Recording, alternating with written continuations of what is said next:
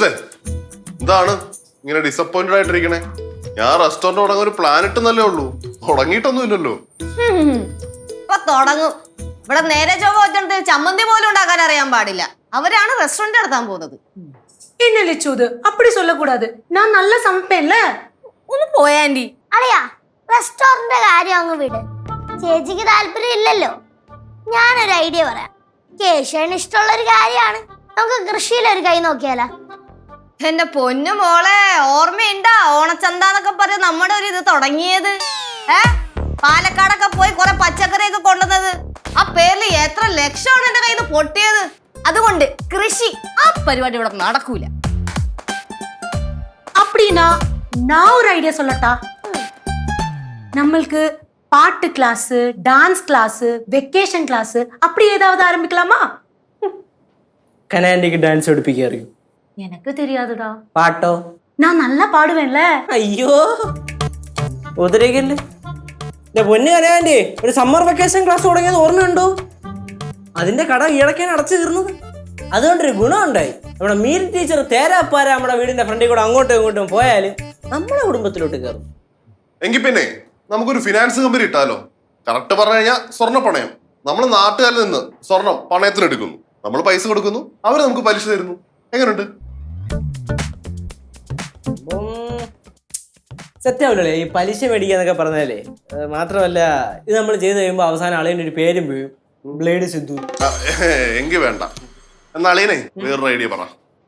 ഞാനൊരു ഐഡിയ പറയാം. പിള്ളേരെല്ലാരും വന്ന് മേടിക്കും, നല്ല കച്ചവടം കിട്ടും. പറയട്ടെ, നമുക്കൊരു മിഠായി കട തുടങ്ങിയാലോ?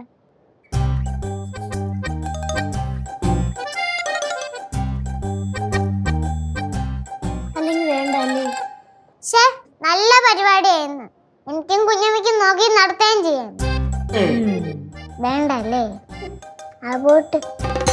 അതെ, ഞാനാണെങ്കിൽ എൻ്റെ കയ്യിൽ അത്യാവശ്യം നല്ലൊരു ഐഡിയ ഉണ്ട്. സംഭവം നേരത്തെ നമ്മളിവിടെ പയറ്റി പൊളിഞ്ഞ പരിപാടിയാണ്, എന്നാലും പറയാം. ചാടി കടിക്കാൻ പറ്റില്ലേ? நீ சொல்லுடா. ഹോം സ്റ്റേ അല്ല, നമ്മള് പണ്ട് പ്ലാൻ ചെയ്ത പോലെ മുകളിലുള്ള നില കൊടുക്കണ്ട, താഴെയുള്ള നിലയിൽ ഏതെങ്കിലും ഒരു റൂം കൊടുത്താൽ മതി. എന്താ പറയണേ?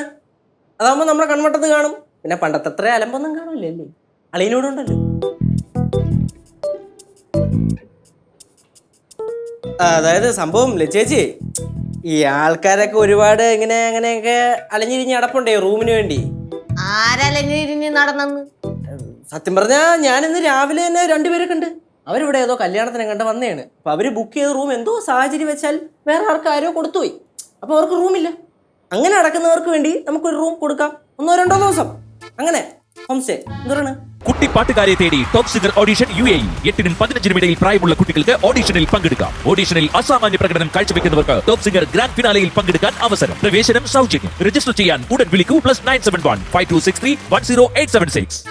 ലജുസേ, ഇവൻ ഇത്ര കോൺഫിഡൻസ് ഉണ്ടെങ്കിലേ നമുക്കൊരു കൈ നോക്കിയാലോ?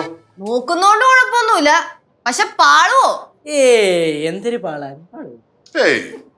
டே கேசு, அப்படினா நம்ம ஏது ரூம் கொடுப்போம்?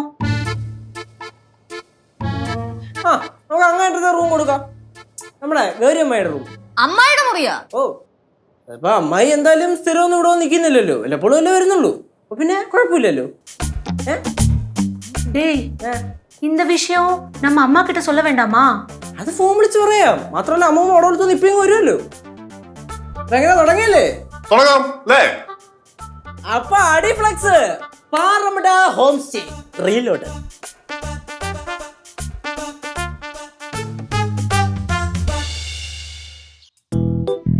கல்லு பாரு, இங்க நிக்கிறீங்களா? உள்ள வந்து விளையாடுங்க, அம்மா பார்த்தா திட்டுவாங்க.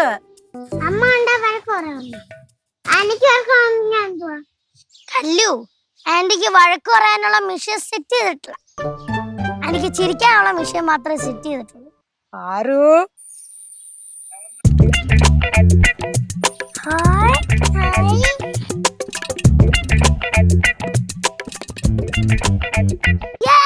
ഫ്ലക്സ് വന്നേ, ഫ്ലക്സ് വന്നേ. അറുസേ, കല്ലൂട്ടാ, എങ്ങനുണ്ട് നമ്മുടെ ഫ്ലെക്സ്? സൂപ്പർ, അടിപൊളി. കുഞ്ഞമ്മ ഇതെന്താ എഴുതിയിരിക്കുന്നേ? പാറുപെട്ട് പെട്ടൊന്നുമില്ല. പാറമട ഹോം സ്റ്റേ. ഇത് നിങ്ങളുടെ വീടാണ് ബ്രോ. ஹை சூப்பர், நல்லா இருக்குல்ல? കനാൻഡിക്ക് വായിക്കാൻ അറിയൂ? என்னடா இது இப்பதானே அவ படிச்சு கொடுத்தா? നല്ല സൂപ്പർ. ആ മേഡം എപ്പടി നോക്ക്. ഇത്ര പെട്ടെന്നല്ലേ സെറ്റ് ആയാ? പിന്നെ ഇതിനൊക്കെ എന്താ സമയം വേണം? 5 മിനിറ്റ് വരെ. പാറമട ഹോം സ്റ്റേ. ഇത് നിങ്ങളുടെ വീടാണ് ബ്രോ. അത് കൊള്ളാം, അതെനിക്ക് ഇഷ്ടപ്പെട്ടു. ഇത് പഴയ ഡിസൈൻ തന്നെയല്ലയോ? ഇത് പഴയ വീട് തന്നെയല്ലേ? അപ്പൊ പിന്നെ ഇതുപോലെ ഇത് എങ്ങനെ ഉണ്ടെന്ന് പറയാം മൂമ്മ. സംഭവമൊക്കെ കൊള്ളാം, പക്ഷെ ഗസ്റ്റ് വരുമ്പോ നമ്മൾ ശ്രദ്ധിക്കണം. പഴയതുപോലൊന്നും സംഭവിക്കല്ലേ. പഴയതുപോലെ എന്ത് സംഭവിക്കാ? ഇല്ലല്ലയാ, ഒന്നും സംഭവിക്കൂല. എടാ പിന്നെ ഓ, ഈ ഗൗരിയുടെ മുറി കൊടുത്താലേ ഗൗരി വരുമ്പോ പിന്നെ എവിടെ കിടക്കും? ഗൗരിയമ്മായി വല്ലപ്പോഴൊക്കെ അല്ലേ വരത്തുള്ളൂ. അതല്ല, അമ്മായി വരുമ്പോ പിന്നെ എന്ത് ചെയ്യുന്നു? തൽക്കാലം ആ സോഫയിൽ കിടക്കാൻ പറയാം. കാടും മേടൊന്നും പ്രശ്നമില്ലാത്ത ആളാണല്ലോ. അതെ. പിന്നെ ഈ ഐഡിയ പറഞ്ഞ ലച്ചേച്ചിയാണെന്ന് മറക്കല്ലേ. എന്റെ ഐഡിയ? ഈ ഐഡിയ പറഞ്ഞ നീയല്ലടാ. അല്ല പാപ്പ, അതല്ല. ഇപ്പം അമ്മായിക്ക് കാടും വീടും പ്രശ്നമല്ല, അമ്മായി സോഫയെ കിടന്നോട്ടെ എന്ന് പറഞ്ഞ ചേച്ചിയല്ലേ? അവന്റെ ഒരു കാര്യം ചെയ്യാം, നീ സോഫയെ കിടക്ക്, നിന്നെ മുറി ഞാൻ അമ്മായിക്ക് കൊടുത്തോളാം. അപ്പൊ നിന്റെ ഐഡിയ തന്നെ. എടാ അളിയാ, പിന്നെ ഈ നമ്മുടെ ഹോം സ്റ്റേ ഉണ്ടല്ലോ, ഓൺലൈനിൽ ബുക്ക് ചെയ്യുന്ന സൗകര്യം കൂടെ നമ്മൾ ഓക്കെ ആക്കണം. നമുക്ക് സെറ്റാക്കാം. നമ്മൾ റെഡി അല്ലേ? ഞാൻ ഒരു കാര്യം ചോദിക്കട്ടെ, ഈ വരുന്ന ആൾക്കാരെ ഞം ചോദിച്ചാ? ഞാൻ ചോദിച്ചാ നമ്മള് നാളെ ഫുഡ് കൊടുക്കും, എന്നിട്ട് നമ്മൾ അന്തസ്സായിട്ട് കാശ് മേടിക്കും.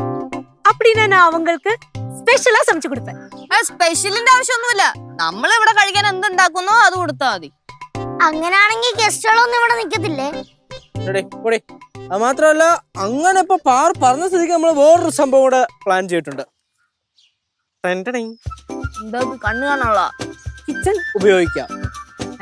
വരുന്ന ഗസ്റ്റുകൾക്ക് കിച്ചൺ ഉപയോഗിക്കാം. അവർക്ക് എന്തെങ്കിലും ആവശ്യം ഉണ്ടെങ്കിൽ കിച്ചണിൽ കയറി വെച്ച് കഴിച്ചോട്ടെ. അല്ലാതെ ക്ലാഷ് ആവൂലേ?